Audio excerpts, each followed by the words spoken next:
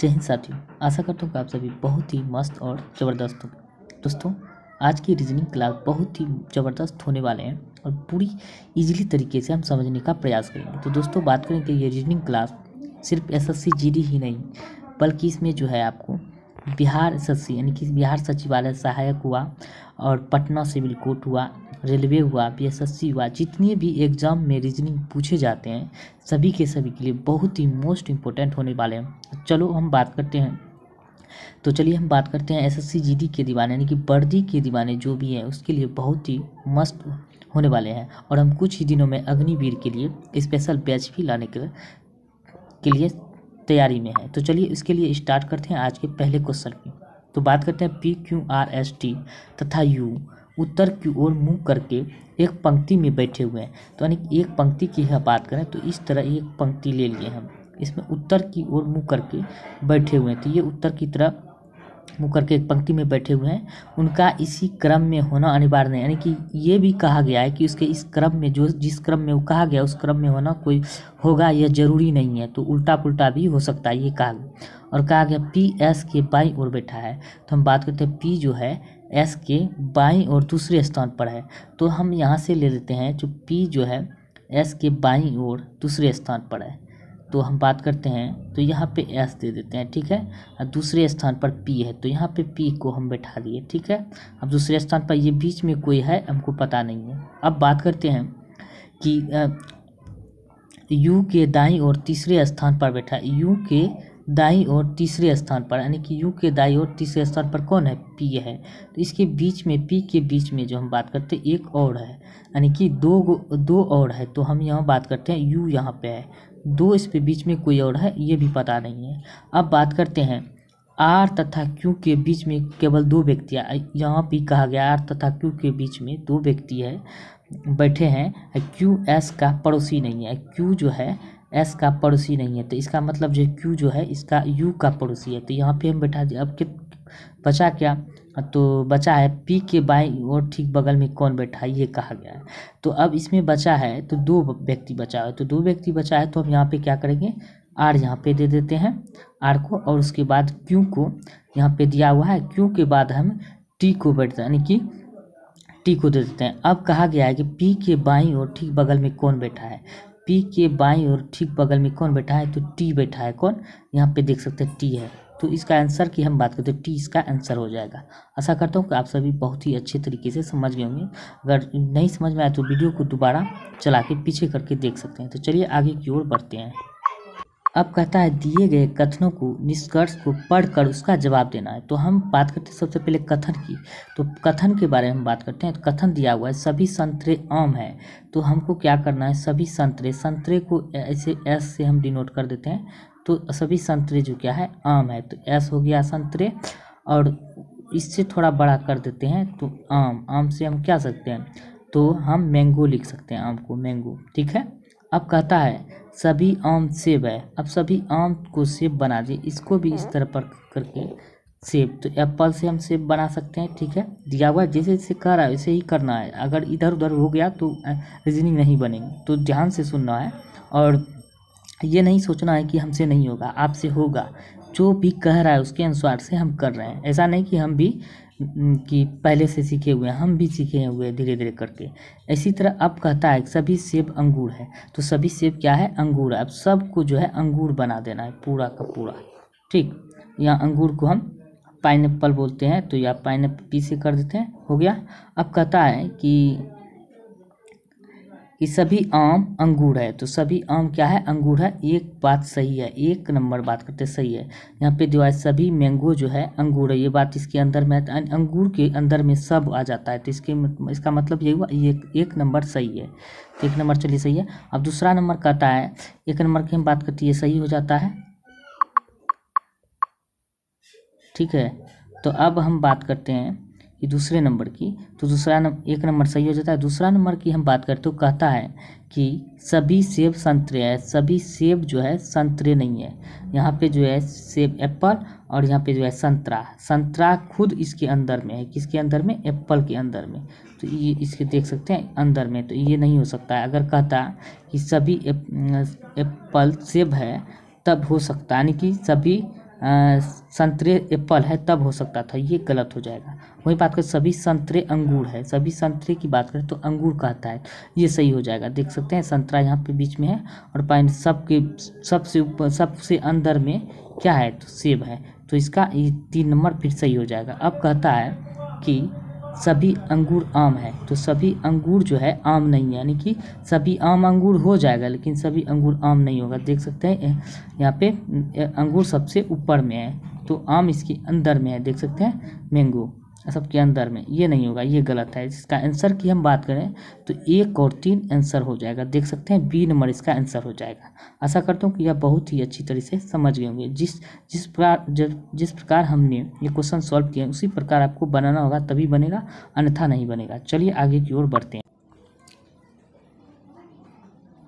तीसरा क्वेश्चन है भिवग्योर, यानी भिवग्योर में शब्द में निम्न में से कौन किन 2 क्रमागत अक्षरों के बीच अंग्रेजी वर्णमाला के सबसे कम अक्षर मौजूद है। तो इनमें इस अक्षरों में के बीच में हमको पता करना है किन अक्षरों के बीच में सबसे कम अंग्रेजी वर्णमाला के अक्षर मौजूद है, वर्ण मौजूद है। सबसे पहले बात करते हैं VI, बी नहीं लिखना है, बी क्योंकि उल्टा हो जाता है इसलिए बी नहीं लिखना, VIGYOR लिख दिए। अब VI के बीच में हम देखते हैं अंग्रेजी वर्णमाला उल्टा पड़ जाता है बी, इसलिए समझ लेना कि इसको लिखने के बाद फिर उल्टा पड़ जाएगा, नहीं बनेगा। जो उल्टा सब क्रम वाइज चल रहा है, बी जो उल्टे चल रहा है, तो हम लिख सकते हैं VI 13 के बीच में, V और I के बीच में 13 अक्षर मौजूद है अंग्रेजी वर्णमाला के। वहीं I और G के बीच में 24 वर्ण मौजूद है। वहीं बात करते हैं G और Y के बीच में कितना है 18, आप काउंटिंग करके देख सकते हैं। और Y और O के बीच में 16 वर्ण मौजूद है। अब वही बात करें O और R के बीच में 3 वर्ण मौजूद है। कैसे OPQR 3 हो गया इसके बीच। उसी तरह ठीक इसको चलना है, बैठा देना IJKL ऐसे करके बैठा देना। बैठाने के बाद जो है ऐसे भी हम B ले लेते हो तो कोई बात नहीं है, वो भी चल जाता, तो वो ज़्यादा हो जाता है। B और V के बीच में है ना सबसे ज़्यादा अक्षर हो जाता है, इसलिए जो है हमको मतलब ज़्यादा अक्षर हो जाता है, इसकी उसको हटा दिए काउंटिंग करने में ताकि हमको आसानी हो गया। तो इसके बाद हम बात करते हैं सबसे कम अक्षर को हमको पता करना था, तो सबसे कम अक्षर हो गया क्यों O और R के बीच में, तो O और R के बीच में सबसे कम अंग्रेजी वर्णमाला के वर्ण है, तो D इसका आंसर हो जाएगा। अब बात करते हैं नेक्स्ट की। अब क्वेश्चन कहता है कितने तारे टायर तथा पेन दोनों है, यानी कि ये जो गोल में दिया हुआ है सब जो है टायर है और ये जो है चतुर्भुज आकार का है, तो ये सारे के सारे अक्षर इसके अंतर्गत आने वाले तारा है। और त्रिभुज के आकार में जितने भी अक्षर आते हैं सब पेन है। तब हमको ये पता करना है कि कितने जो है कितने तारे टायर भी है और पेन दोनों है। तो इसका मतलब जो है ये जो है 2 जो है टायर भी है और तारे भी हैं और क्या है पेन भी है, तो तीनों आ जाता है। हमको 2 ही पूछा है तो इसका मतलब कि हम बात करते हैं 2 जो है टायर और पेन दोनों है, तो इसका आंसर डी होगा। चलिए आगे बढ़ते हैं। अब कहता है दिए गए विकल्पों में से उस संख्या का चयन करें जो नीचे दी गई संख्या में प्रश्न चिन्ह के स्थान पर आ सकता है, नहीं कि आ सकती है। तो दोस्तों घबराना नहीं है, इसको हम चुनना है, इसमें किसके बीच गैपिंग कितना है। 108 और 17 के बीच हम गैपिंग करते हैं तो 9 का गैपिंग है, और 17 और 26 का गैपिंग 9 है, और इसी तरह गैपिंग हमको लगता है 9 चले जाता है। 26 में भी 9 जोड़ देंगे कितना होगा 35। इसका आंसर की हम बात करें तो बी इसका आंसर हो जाएगा। यानी कि जो भी है गैपिंग अपना माइंड पहले कॉमन साइंस लगाना है, कैसे बनेगा गैपिंग करके देखना है, बढ़ करके देखना, इसमें आसानी से ही पता चल जाता है गैप है बीच में, तो इसका आंसर बी होगा। चलिए आगे बढ़ते हैं। अब अगला क्वेश्चन कहता है कि निम्न शब्दों को अंग्रेजी शब्दकोश के अनुसार क्रम में व्यवस्थित करने पर दिए गए शब्दों के बीच में आने वाले शब्द का चयन विकल्पों में से कीजिए। यानी कि ये सारे के सारे शब्द दिया हुआ है, जिस प्रकार अंग्रेजी वर्णमाला में ABCD करके दिया हुआ रहता है उसी तरह इसको चयन करना है कि कौन और बीच में कौन सा शब्द आएंगे उसको चुनना है। तो सबसे पहले हम बात कर लेते हैं कि एस्पैरो यहाँ से चुनना है, SPA है इसमें, और सब में अलग अलग है, तो इसको हम 1 नंबर मान सकते हैं। ये 2 अक्षर तो सब में कॉमन है SP, तो हम इसको SP को और A तो इसको 1 मान लेते हैं। अब A के बाद हमको 2 अक्षर तो सब में कॉमन है, सबका 2 अक्षर हमको ले लिए। अब उसके बाद क्या करना, A यहाँ पे A आता है तो इस एक के बाद जो आई आता है, तो आई जो आया तो इसके किसके स्थान पे आ गया, तो आई एक बाद आई आ जाता है, नहीं दूसरे स्थान पे हो गया। अब कहता है कि आई के बाद अब क्या होना चाहिए, तो आई के बाद अंग्रेजी वर्णमाला में जैसे ABCD करके आप चूज करते हैं, उसी तरह हम आई के बाद क्या होना चाहिए, आई के बाद ओ होना चाहिए। तो ओ किस शब्द में आता है, तो स्पॉल शब्द में आता है। ये 30 नंबर पे हो गया, स्पॉइल पे आ गया तीसरे नंबर पर। अब क्या कितना संख्या बचा है, तो 2 संख्या बचा हुआ है, तो 2 संख्या बचा है तो हम इसको भी सजा सकते हैं, लेकिन बीच में कह रहा आना चाहिए कौन सा, तो बीच में ये वाली संख्या आ गया। तो हमको इससे ज़्यादा नहीं बढ़ना है, तो क्योंकि इससे ज़्यादा बढ़ोगे तो आपका आंसर निकल गया। तो अगर आपको आगे भी बढ़ना तो आगे भी बढ़ सकते हैं। अब होगा क्या, स्पोर्ट्स आई के बाद क्या होगा, आर आ जाएगा, आर के बाद हो जाएगा यू, तो ये होगा चौथा नंबर, ये होगा 5वां नंबर। तो बीच में कौन सा संख्या आता है, ये वर्ड बीच में आता है, यानी कि आंसर की हम बात करें तो डी इसका आंसर हो जाएगा। आशा करता हूँ कि आप अच्छी तरह से समझ गए होंगे। तो चलिए आगे बढ़ते हैं। अब कहता है उस वेन आरेख का चयन करें जो दिए गए वर्गों के बीच के संबंध को सर्वोत्तम ढंग से निरूपित करता है। स्तनधारी, घोड़ा, हाथी। तो कैसे आप इसको खोज सकते हैं, तो सबसे पहले बात करते हैं स्तनधारी के बीच में, ये रहा स्तनधारी के बीच में दोनों घोड़ा और हाथी दोनों के दोनों आते हैं। तो इसका मतलब आंसर की हम बात करेंगे तो ए इसका आंसर हो जाएगा, क्योंकि ये रहा स्तनधारी और घोड़ा हाथी दोनों है, तो इसका ए आंसर हो जाएगा। चलिए आगे बढ़ते हैं। अब कह रहा है कि दिए गए विकल्पों में से उस पैटर्न का चयन करें जो दी गई श्रृंखला में प्रश्न चिन्ह के स्थान पर आता है। यानी कि ये श्रृंखला दिया गया है, तो इसको जो है मतलब ये क्रम बढ़ते गया है, तो इस वाट के चिन्ह पर, प्रश्नवाचक के चिन्ह पर कौन सा अक्षर आएगा। तो सबसे पहले यहाँ पे एक शून्य दिया गया है और एक लकीर दिया हुआ है, इस तरह समझते हैं। उसी प्रकार इसको पलटा दिया है, पलट के इस पे एक शून्य बढ़ा दिया है और ये यहाँ ऐसे इसी तरह है ही। उसी तरह अब इसको क्या करेंगे, इस तरह तिरछा था, अब सीधा कर दिए। अब हम इसको इस तरह लिख सकते हैं, 2 शून्य था तो इस पे एक ही था, तो इस पे एक और बढ़ा दिए। अब क्या करेंगे, तब शून्य ही बढ़ेगा, तो ये तो बढ़ेगा ही नहीं। तो हम क्या करेंगे, इसका आंसर तो टिक करेंगे क्या, बी को देखते हैं। तो ये तो 2 आसान, 2 का 2 अब बढ़ेगा नहीं, बढ़ेगा तो शून्य बढ़ेगा, तो 2 था तो 3 हो गया। इस प्रकार था तो अब इस प्रकार होगा, तो इसलिए इसका आंसर हम बात करें तो बी इसका आंसर होगा। आसानी से आशा करता हूँ समझ गए होंगे। तो चलिए अब आगे बढ़ते हैं। अब है क्वेश्चन 9। 4 संख्याएं दी गई है, जिनमें से 3 संख्या किसी तरह समान है और एक असंगत है। असंगत का चयन करना है। तो असंगत का चयन करना हमको कैसे पता चलेगा असंगत है, तो ये देख सकते हैं, ये अभाज्य संख्या है, 37 भी अभाज्य संख्या है और 3 भी अभाज्य संख्या है। 35 की बात करते हैं, ये भाज्य संख्या है, क्योंकि ये 7 और 5 दोनों से डिवाइड होता है, तो अभाज्य संख्या भाज्य संख्या है। तो अभाज्य संख्या क्या है, वो 1 से कटेगा और खुद से कटेगा, स्वयं से कटेगा, तभी वह अभाज्य संख्या कहलाता है। तो चलिए हम इस तरह हमको पता चल गया कि आंसर इसका बी हो जाएगा। तो चलिए अब आगे की ओर बढ़ते हैं। तो बात करते हैं राम श्याम का भाई है, तो इसको कैसे पता करना है। तो राम जो है लिख दिए, राम जो है श्याम का भाई है, तो लिख दिए इस तरह। अब क्या कहता है, और महेश राम का पिता है। महेश जो है राम का पिता है, महेश लिख दिए और पिता लिख दिए, ठीक है, महेश राम का पिता हो गया। अब कहता है जगत प्रिया का भाई है। जगत क्या है, प्रिया का भाई है, प्रिया लिख दिए और जगत लिख दिए, भाई लिख दिए, हो गया। अब कहता है और प्रिया श्याम की बेटी है। तो प्रिया क्या हुआ, तो श्याम की बेटी है, क्या है, बेटी है, तो लिख सकते हैं बेटी है, हमको पता चल गया बेटी है। अब कहता है महेश जगत से किस प्रकार संबंध है। तो हमको ये पता चल गया कि राम प्रिया का मतलब बेटी है, तो इसका ये दोनों भाई है, राम और श्याम भाई है, और श्याम का जो है जगत और प्रिया दोनों बेटे बेटी है। तो इसका मतलब राम का पिता जब मोहन हो गया तो श्याम का भी पिता मोहन, तो इससे पता चलता है तो मोहन इसका दादा है, या दादा या नाना कह सकते हैं, यानी कि दादा इसका आंसर निकल जाएगा। तो चलिए हम बात करते हैं, इस तरह के क्वेश्चन आपको जो है डायग्राम के अनुसार से ही निकालना पड़ेगा, तभी निकलेगा, अन्यथा आप भूल जाओगे। बैठा कर लिख कर निकालोगे, जैसे हम निकालें तो उस प्रकार आसानी से निकल जाएंगे। तो अब बात करते हैं अगले क्वेश्चन की। तो अगला क्वेश्चन दिया हुआ है, कहता है P प्लस क्यू का अर्थ होता है P माइनस क्यू, यानी कि P का प्लस क्यू का अर्थ होता है P माइनस क्यू। उसी प्रकार P माइनस क्यू का अर्थ होता है P इंटू क्यू, या उसी तरह P इंटू क्यू का अर्थ होता है P भागा क्यू। उसी प्रकार पी भाग क्यू का अर्थ होता है पी प्लस क्यू।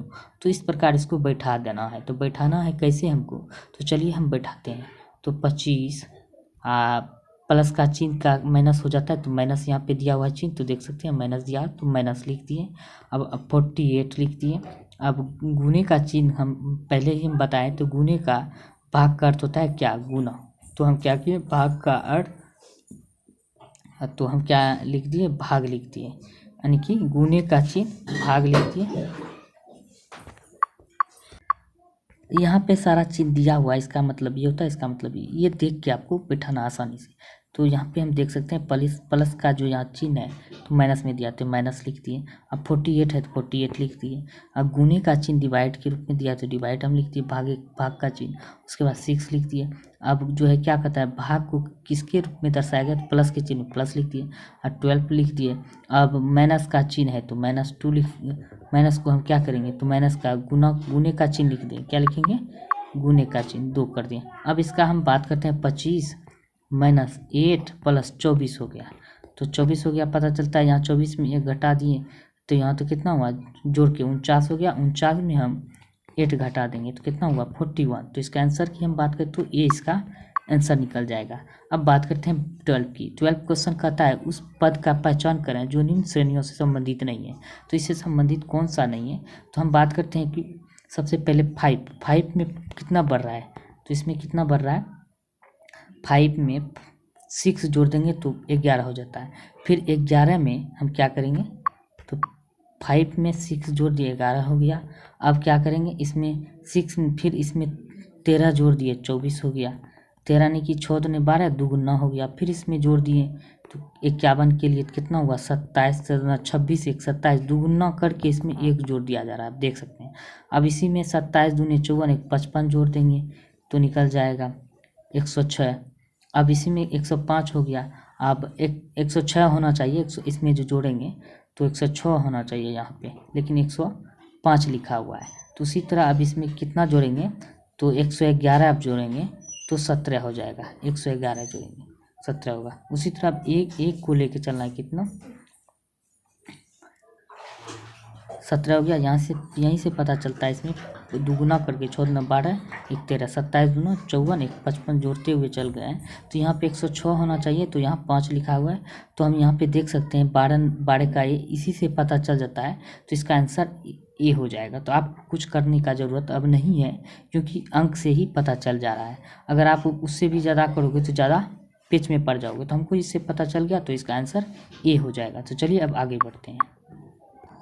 अब क्वेश्चन नंबर कहता है कि इसमें चुनना है वह वेन आरेख चुने जो निम्न वर्गों के मध्य के संबंध को सबसे अच्छे ढंग से निरूपित करता है, यानी कि दिया हुआ ईंट, कमरे की दीवार और मकान। तो हमको इसमें चुनना है कौन सा होगा। ईंट जब भी मकान बनता है तो यानी कि कमरे की दीवार जब भी बनता है तो ईंट से ही बनता है। तो हम सबसे पहले कौन सा आंसर चुनेंगे, ये है, मान के चलिए कि कमरा है, तो कमरे का दीवार जो ईंट से बनेगा तो क्या हो गया, तो कमरे के अंदर में कमरा, ऊपर से दीवार बना दिए तो ईंट से बन गया। अब कहता है कि मकान, तो ये मकान हो गया, यानी कि ईंट, यानी कि मकान जब भी बनेगा, तो मकान जब भी बनेगा तो यानी कि दीवार से ही बनेगा। ये रहा मतलब कि कमरे का दीवार, ये रहा मकान, यानी कि मकान के अंदर कमरे का दीवार रहता है, कमरा रहता है, समझ लीजिए ये मकान है और ये दीवार है अंदर में।